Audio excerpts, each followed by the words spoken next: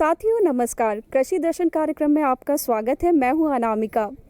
दर्शकों, आज हम आए हैं नर्मदापुरम जिला के तहसील इटारसी के एक ग्राम के समीप और आज हम बात कर रहे हैं कृषि कार्यों में समसामयिक कार्यों के बारे में। दर्शकों, अगर आप अच्छी खेती करना चाहते हैं, कम लागत में अच्छा उत्पादन पाना चाहते हैं, तो उसके लिए हमें आज के समय में खुद को बदलना बहुत आवश्यक है। किस तरह से वैज्ञानिक पद्धति का इस्तेमाल करके कम लागत में अच्छा उत्पादन प्राप्त किया जा सकता है, आज हम इसी विषय पर बातचीत करेंगे।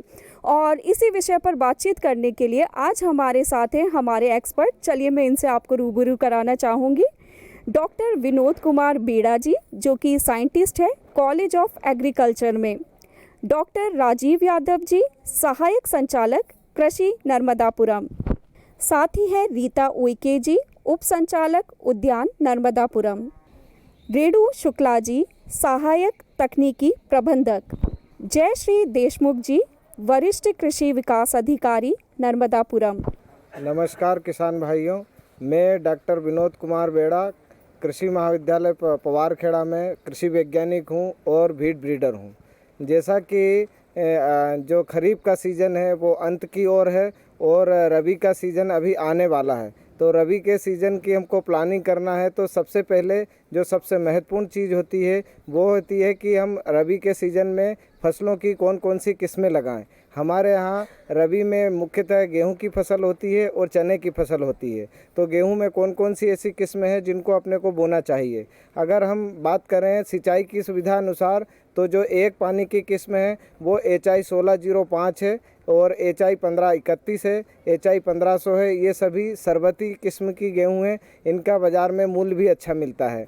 अगर हम चने की किस्म की बात करें तो चने में भी नई किस्में आई हुई हैं। उन किस्मों में JG 36 है, ये छोटे दाने वाली किस्म है और उकटा रोधी किस्म है। साथ ही JG 24 आई है जवाहरलाल नेहरू कृषि विश्वविद्यालय की, रिसेंटली ये नई किस्म है बिल्कुल, और यह मशीन हार्वेस्टिंग के लिए भी सुटेबल है। इसकी कटाई हम हार्वेस्टर से भी कर सकते हैं। साथ ही RBG 202 और RBG 204 ये भी उकटा रोधी किस्म है। इन किस्मों का चुनाव भी किसान भाई अपनी चने की खेती के लिए कर सकते हैं। साथ में जो भारतीय कृषि अनुसंधान संस्थान है पूसा, उसकी एक किस्म है पूसा मानव। वह किस्म भी उत्पादन भी बहुत अच्छा है और कई रोगों के प्रति इसमें रोग रोधक क्षमता है, तो ये किस्म भी किसान भाई लगा सकते हैं। जो किसान भाई सरसों की खेती करना चाहते हैं तो सरसों में पूसा बोल्ड है, इसके साथ ही वसुंधरा किस्म है और ये जो किस्में लगा सकते हैं। इनके साथ में हाइब्रिड की कई किस्में, संकर सरसों की किस्में चलती है, उसको भी बो सकते हैं। किस्मों का चयन के साथ ही किसान भाई ये ध्यान रखें कि जो अगर जहाँ पर बीमारी की समस्या है, बीमारियाँ आती हैं, तो बीज उपचार अवश्य करें। बीज उपचार में आप केमिकल से भी कर सकते हैं और जैविक बीज उपचार भी कर सकते हैं। केमिकल में आप कार्बेंडिजम से कर सकते हैं 1 से 2 ग्राम मात्रा प्रति किलोग्राम बीज के हिसाब से। साथ ही अगर जैविक बीज उपचार आप करना चाहते हैं तो ट्राइकोडर्मा बीडी का प्रयोग कर सकते हैं। ट्राइकोडर्मा बीडी की जो मात्रा है वो बीज उपचार में हम 6 ग्राम प्रति किलोग्राम बीज के हिसाब से रख सकते हैं। और यह जो ज़मीन में जो फफूंद होती है और ज़मीन के द्वारा, फफूंद के द्वारा जो भी रोग आते हैं, जैसे कि उकटा हो गया चने में, और गेहूं में भी कई ज़मीन से जुड़े हुए रोग होते हैं, डैम्पिंग ऑफ वगैरह, तो उसमें ये फफूंद जो है उनको रोकती है ये दवाई, और इसका बीज उपचार में प्रयोग कर सकते हैं। जो किसान भाई चने की खेती कर रहे हैं तो चने की खेती में जो बीज उपचार है उसमें हम कुछ कल्चर का भी प्रयोग करें तो हमारे उत्पादन में भी बढ़ोतरी होती है और साथ में जो आगामी फसल है उसमें भी खाद की मात्रा कुछ छोड़ जाती है फसल उसमें। जैसे चने में अगर हम खेती करना चाहते हैं तो चने में राइजोबियम कल्चर बहुत ही लाभदायक होता है, राइजोबियम कल्चर चने में, और PSB कल्चर। तो इस प्रकार से हम बीज उपचार के साथ में, जैविक बीज उपचार के साथ में अपने खेत में खाद की भी मात्रा बढ़ा देते हैं और फसल में भी इसका उत्पादन बढ़ता है। अगर किसान भाई जो है इसके बाद में मूंग की प्लानिंग कर रहे हैं तो वो कम दिन वाली फसल बो सकते हैं, और मूंग की भी अगर उसमें भी कई मतलब कि मीडियम दिन वाली, अधिक दिन वाली और कम दिन वाली किस्मों हैं, उनका चुनाव कर सकते हैं। अगर चने की खेती कर रहे हैं तो फिर चना जल्दी कट जाता है और किसान अधिक दिन वाली किस्मों का चुनाव कर सकते हैं। उसमें शिखा जो IPM 410-3 है उसका प्रयोग कर सकते हैं, हम 12 का प्रयोग कर सकते हैं। और अगर कम दिन वाली किस्म का प्रयोग करना चाहते हैं, अगर गेहूं लेट कटता है, उस स्थिति में हम मूंग की कम दिन वाली किस्म विराट का जो है चुनाव कर सकते हैं। ये 52 से 55 दिनों में पक जाती है। साथ ही जो पुरानी किस्म है हमारी सम्राट जो IPM 139 है, PDM 139, उसका भी प्रयोग कर सकते हैं। नमस्कार किसान भाइयों, किसान बहनों। किसान भाइयों की भूमि की उर्वरा शक्ति को संरक्षित करने के लिए जो सूक्ष्म पोषक तत्व हैं जैसे जिंक सल्फेट है या जिप्सम है, इन पर भी अनुदान दिया जाता है। तो सूक्ष्म पोषक तत्व यानी जिंक सल्फेट में 500 रुपये प्रति हेक्टेयर की दर से अनुदान है। वहीं जिप्सम में 750 रुपये प्रति हेक्टेयर की दर से अनुदान है। इसी प्रकार जैव उर्वरक यानी राइजोबियम कल्चर और PSB कल्चर, जो कि जैविक खेती के लिए या हमारी लागत को कम करने के लिए एक महत्वपूर्ण घटक है, इसका भी किसान भाई प्रयोग कर सकते हैं खेती। सभी किसान भाइयों एवं बहनों को नमस्कार। मैं श्रीमती रीता उइके, उप संचालक उद्यान नर्मदापुरम। जो हम उद्यानिकी उत्पाद उत्पादन कर रहे हैं, उसके उपरांत हम उसका प्रसंस्करण में कर उसका हम कैसे लाभ उठा सकते हैं, इसके बारे में आज मैं आपको बताऊंगी कि जब हम कोई भी उद्यानिकी उत्पाद हम उत्पादन करते हैं, उसके बाद प्रसंस्करण की पहली शुरुआत होती है कि सबसे पहले उसको पैक हाउस या फिर कोल्ड स्टोरेज में हम उसको रख के हम उसको कुछ दिन तक प्रिजर्व करके और फिर हम अपने उत्पाद को मार्केट तक पहुंचा सकें। हमारी खेत है, हमारे खेत में ही पैक हाउस का निर्माण कर हम अपने खाद्य उत्पाद को उसकी फील्ड हीट को हम रोक करके उसको कुछ दिन के लिए प्रिजर्व करके हम फिर ट्रांसपोर्ट करके और अपने उत्पाद को मार्केट तक पहुंचा सकें। इसके बाद आते हैं कोल्ड स्टोरेज। कोल्ड स्टोरेज बहुत अत्यंत आवश्यकता है, क्योंकि उद्यानिकी फसल बहुत सेंसिटिव क्रॉप होती है। कुछ फसलें ऐसी होती है जो बहुत जल्दी ख़राब हो जाती है, हम उसको सामान्य तापमान पे नहीं रख सकते। इसीलिए कोल्ड स्टोरेज का निर्माण करके आप अपने उत्पादों को और उसका फ्रीज़र की तरह, जिस तरह आप अपने घर में फ्रीज़र रखते हैं, उसी तरह से कोल्ड स्टोरेज का निर्माण कर अपने उत्पादों को उसमें संरक्षित करके और सही समय या सही दाम आने पर आप उसको विक्रय कर सकते हैं। हम उसको खाद्य पदार्थ में परिवर्तित करके और उसको हम मार्केट में लेके मार्केट में यदि हम उसको विक्रय करते हैं तो इससे हमें बहुत अच्छा मूल्य प्राप्त होता है। इसमें सभी प्रकार के खाद्य पदार्थ शामिल किए गए हैं। मैं जैसे उदाहरण लेते हैं धान की, तो धान के बाद धान का प्रसंस्कृत हम रूपांतरण करके हम उसका आटा बना के उसका पैक करके हम उसको मार्केट में विक्रय कर सकते हैं। उसी धान का हम मुरमुरे तैयार कर सकते हैं, उसी धान से हम पोहा तैयार कर सकते हैं। इस तरह के बहुत सारे उत्पाद होते हैं सभी कृषि फसलों के। फैक्ट्री या छोटे इंटरप्राइजेस का खड़ा करके वो अपना स्वरोजगार तैयार कर सकते। इसके बाद मैं आपको बताना चाहूँगी कि अब युवा और स्वरोजगार के लिए उद्यानिकी विभाग में एक और है माली प्रशिक्षण, एक कार्यक्रम आयोजित किया जा रहा है। इस माली प्रशिक्षण के में जो भी हमारे पढ़े लिखे या कम पढ़े लिखे जो युवा है, बेरोजगार हैं, उनको विभाग द्वारा माली की ट्रेनिंग प्रदान की जाती है हमारे ट्रेनिंग सेंटर में। इसमें 30 दिवस का ट्रेनिंग होता है, जिसमें आपको माली के पूरे कार्य सिखाए जाते हैं। उसके बाद उनको विभाग द्वारा सर्टिफिकेट प्रदान किया जाता है। इस माली की ट्रेनिंग में आप अपना स्वयं का नर्सरी तैयार करके आप उसमें अपना रोजगार तैयार कर सकते हैं और आप दूसरे अन्य प्राइवेट सेक्टर में भी इसमें आपको कोई माली का काम करके आपको इसमें रोजगार मिल सकता है। नमस्कार किसान भाइयों एवं बहनों, आज मैं रेणु शुक्ला की किसानों को ट्रेनिंग देना प्रशिक्षण प्रदान करना तथा उनको अगर कुछ व्यावहारिक ज्ञान चाहिए, जो बड़े बड़े ट्रेनिंग इंस्टीट्यूट्स हैं जो राज्य के अंदर और राज्य के बाहर हैं, उनके हम किसानों को वहाँ ले जाके वहाँ ट्रेनिंग करवाते हैं, जिससे कि वो जो नवीन तकनीक है जो कि वो अपने खेत पे मतलब अपने ज़िले में या अपने राज्य में नहीं सीख पाते, तो हम लोग उनको राज्य के बाहर भी लेके जाते हैं और वो उन तकनीकों का ज्ञान करवाते हैं, जिससे कि फिर वो आके अपने खेत पे उसको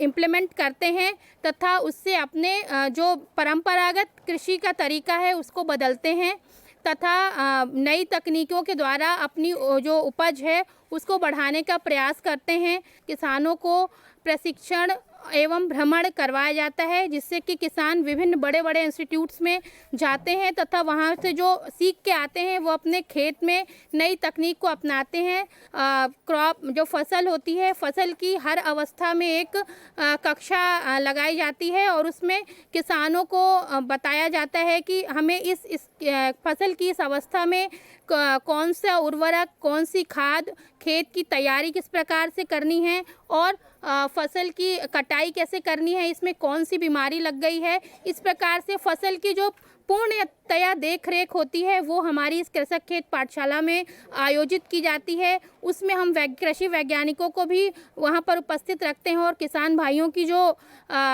उनकी जो जिज्ञासा या उनकी जो समस्याएं हैं उसका निराकरण भी किसान मतलब हमारे जो कृषि वैज्ञानिक या जो हमारे एक्सपर्ट होते हैं वो करते हैं तथा वैज्ञानिक उन्हें जो भी वो गलतियां कर रहे हैं, क्योंकि कृषि तो सभी कर रहे हैं और बहुत दिनों से कर रहे हैं, पशुपालन भी सभी लोग कर रहे हैं, लेकिन जो नई तकनीक है विभाग की ये सोच रहती है कि जो किसानों के पास जो नई तकनीक है या हम जो कृषि में गलतियां करते हैं वो ना करें और अपनी जो फसल, जैसे कि अगर अपन गेहूं की ही बात करें तो किसान क्या करते हैं, बहुत अधिक बीज जो है उसका बीज दर जो है बहुत अधिक उपयोग करते हैं, जिससे कि हमने कई बार एक प्रयोग का एक फील्ड ले लेते हैं जिसमें कि हम किसानों को बताते हैं कि संतुलित मात्रा में बीज, संतुलित मात्रा में खाद डालने से भी उत्पादन होता है।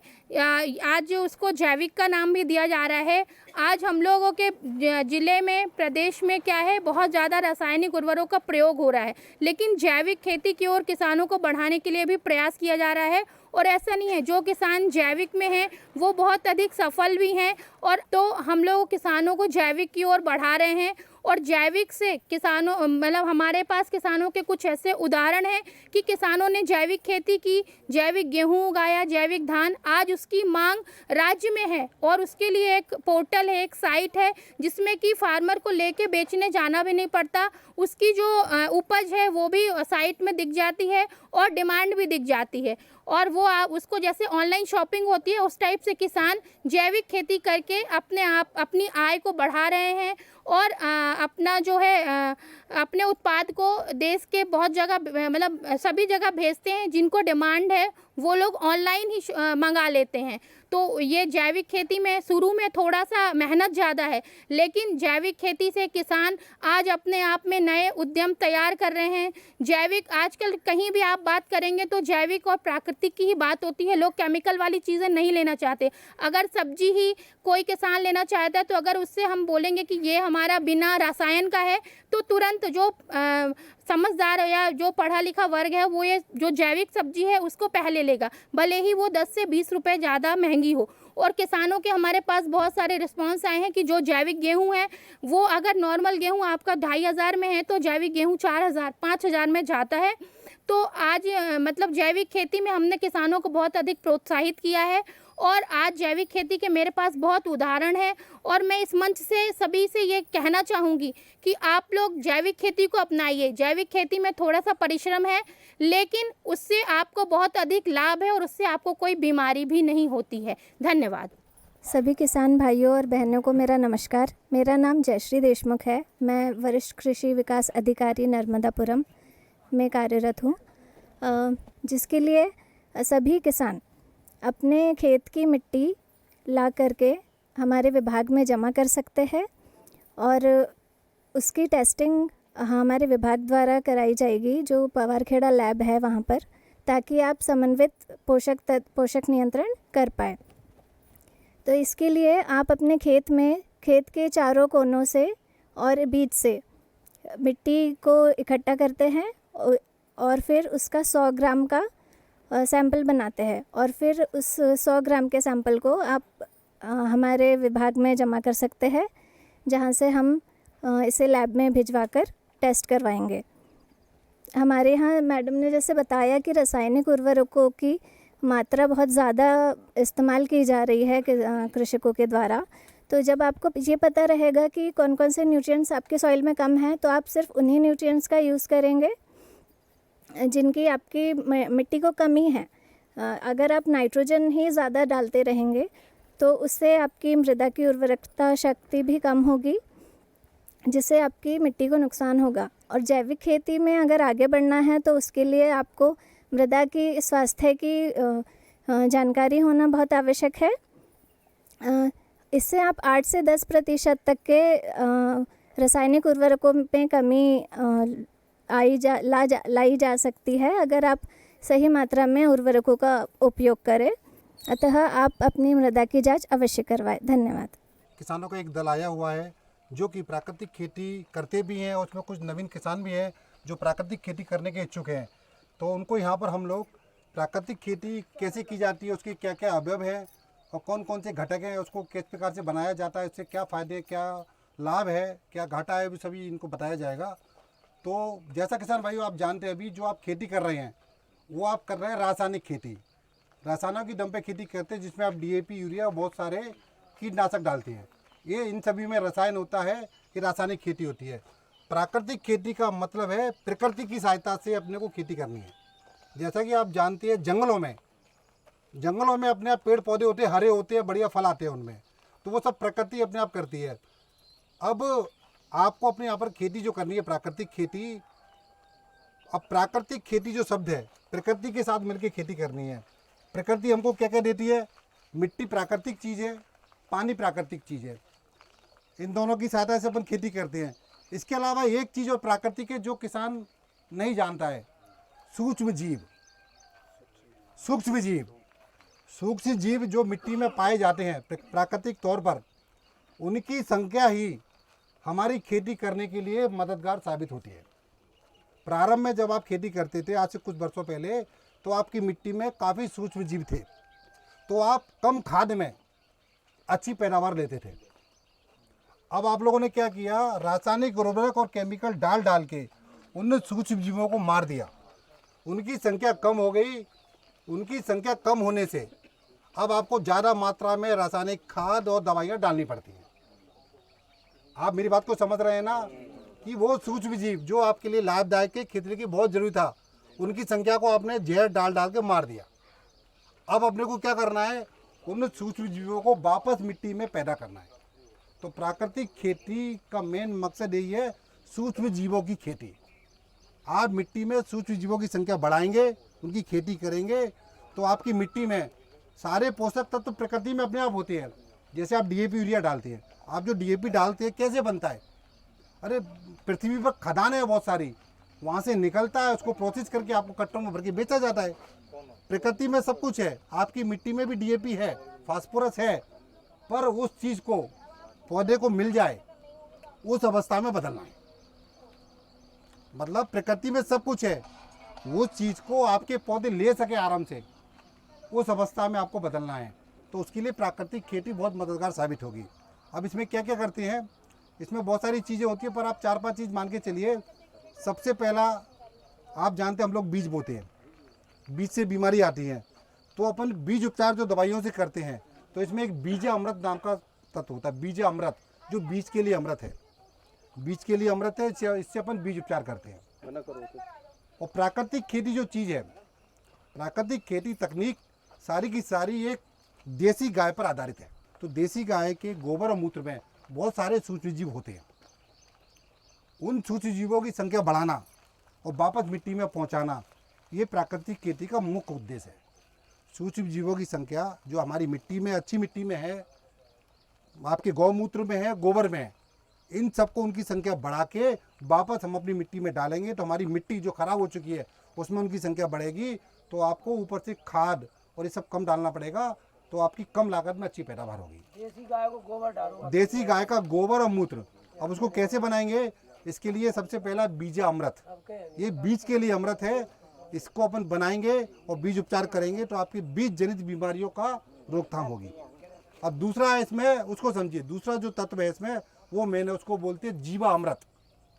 जैसा इसका नाम है जीवा अमृत, ये जीव के लिए अमृत है, कोई सूक्ष्म जीव, ये उनके लिए अमृत है। इसको बना के आप मिट्टी में डालेंगे तो सूक्ष्म जीवों की संख्या बढ़ेगी, सूक्ष्म जीवों की संख्या बहुत तेज़ी से बढ़ेगी, और जैसे ही सूक्ष्म जीवों की संख्या बढ़ेगी तो आपकी मिट्टी में जो तत्व पहले से पड़े हुए हैं वो उनको घोल के पौधे को दिलाएंगे और आपकी पैदावार धीरे धीरे बढ़ती जाएगी। तीसरा, जैसे अपन खेती में पानी का उपयोग करते हैं, कम पानी और ज़्यादा पानी दोनों ही फसल के लिए नुकसान होता है। फसल को एक निश्चित मात्रा में पानी चाहिए, तो उसके लिए एक शब्द आता है, उसको बोलते हैं हम लोग मल्चिंग। मल्चिंग आप सब समझते हैं, मतलब आच्छादन। आपने भी देखा होगा, ऐसे कोई सूखी खेत पड़ा है आपका, भले मई का महीना है, खेत पड़ा है सूखा, अगर वहाँ पर कुछ पौधे के अवशेष पड़े हैं, आप उसको पैर से हटा के देखेंगे उसमें नीचे नमी निकलेगी। भले खेत में दरार पड़ गई पर उसके नीचे नमी निकलेगी, मतलब हाँ, वो पानी को रोक के रखती है। तो मल्चिंग से क्या होता है, ऐसे पानी की, अभी वर्षा की बूंदें गिरी तेज, तो वर्षा की बूंदें जैसे नीचे गिरी वो मिट्टी के कण को विस्थापित कर देगी, और फिर बारिश हुई तो वो मिट्टी के कण जो फट गए, आपस में टूट गए, बिखर गए, वो पानी के साथ बह के चले जाएंगे। इसको बोलते हैं मृदा आच्छादन, सॉइल इरोजन। अगर आप मल्चिंग कर देंगे तो वो पानी की बूंद है जो ऊपर से गिर रही है तेज फोर्स के साथ, वो उस पर गिरेगी, तो आपकी मिट्टी को कोई नुकसान नहीं होगा, तो सॉइल इरोजन बिल्कुल नहीं होगा। आपकी खेत की अच्छी मिट्टी जो बह के चली जाती है उससे बचाव होगा। दूसरा, जब पानी की कमी होगी, पानी मिट्टी से ऊपर उड़ता है, जब पानी की कमी होगी, धूप तेज पड़ रही है, तो चूंकि आपने आच्छादन कर दिया है तो जो मिट्टी में नमी है वो ऊपर नहीं उड़ेगी। तो ज़्यादा पानी और कम पानी दोनों से आपको आच्छादन बचाएगा। आँखों में रोशनी और दिल में विश्वास लेकर चलते हैं, आँखों में रोशनी और दिल में विश्वास लेकर चलते हैं, हम अपने पीछे कामयाबी का इतिहास लेकर चलते हैं। जी हाँ किसान भाइयों, अगर आप भी कामयाब किसान बनना चाहते हैं, तकनीकी को समझें और समय के साथ चलें, तो आप भी एक कामयाब किसान बन सकते हैं। तो दर्शकों, अगले अंक में फिर मुलाकात होगी एक नए विषय के साथ। तब तक के लिए नमस्कार।